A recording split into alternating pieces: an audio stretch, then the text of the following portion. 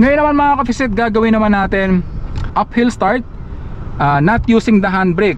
So let's assume na you are Bola lang yan.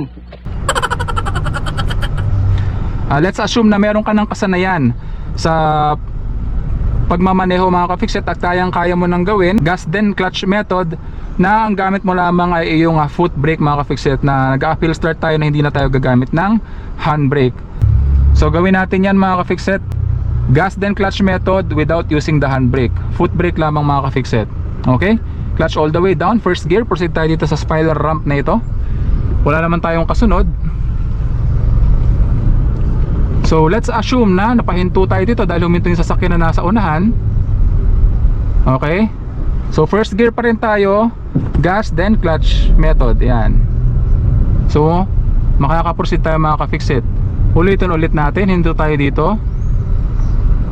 Ayan, hindi ko na dinidisengage sa first gear yung ating transmission, na naka first gear pa rin tayo, naka hold ako sa ating clutch all the way down and brake pedal. So gas then clutch method. Yan. So kita nyo naman mga ka-fixit, hindi po napa-atras yung ating sasakyan, no, sa paggawa ko nyan. Kasi meron po mga nagsasabi mga ka-fixit na a-atras daw po yung sasakyan kapag ka gas then clutch method yung ginawang method sa uphill start.